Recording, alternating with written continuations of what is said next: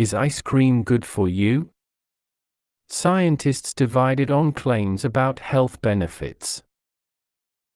Suggestions in the US that eating the dessert can be beneficial have been greeted by a ripple of skepticism from British experts.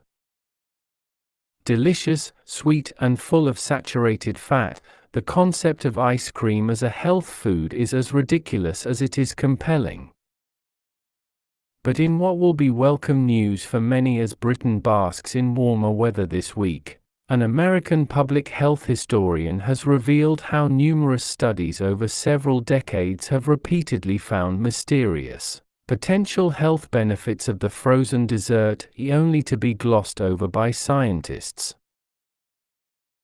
In an article for The Atlantic magazine, David Merritt-John said he first started looking into the claims last summer, after hearing about some 2018 research by a Harvard doctoral student which had found that eating half a cup, 64 g, of ice cream a day was associated with a lower risk of heart problems for diabetics.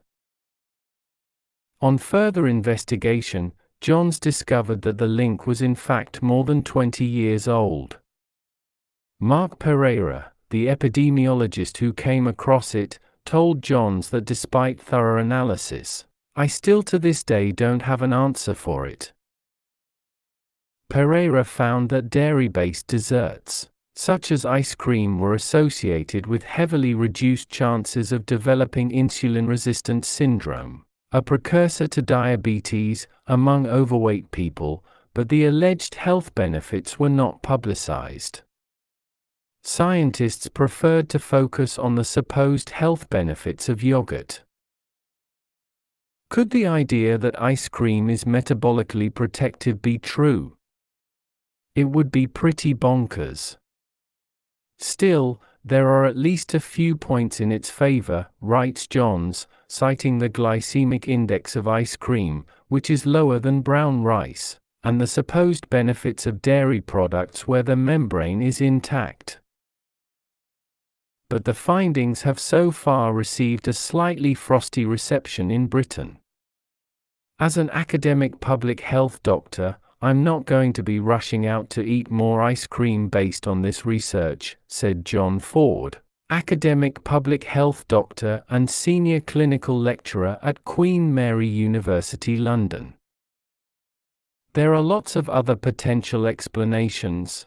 It may be that people are more likely to have an ice cream to cool down after a walk or some exercise, or it may be that people who tend to choose ice cream as a dessert instead of a high-calorie slab of chocolate cake are also likely to substitute other high-fat foods. It would be interesting to look at the types of people who were more likely to eat ice cream and the other lifestyle choices they made, Ford added. Dr. Dwayne Meller, a senior lecturer and dietitian at Aston Medical School, cautioned against homing in on the health benefits of a single type of food, and warned of the potential inaccuracy of food intake studies, which are usually conducted using questionnaires.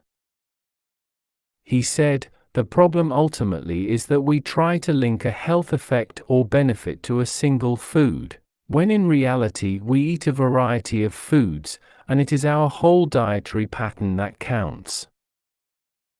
Meller did concede, however, that ice cream may contain some nutrients which could be beneficial, such as calcium, and that it had a low glycemic index, but that this is likely to be outweighed by its sugar and calorie content. So, overall, we should not be considering ice cream as a health food, only something which can be enjoyed in small amounts as part of an overall health dietary pattern, he said. The Department of Health and Social Care and NHS England declined to comment.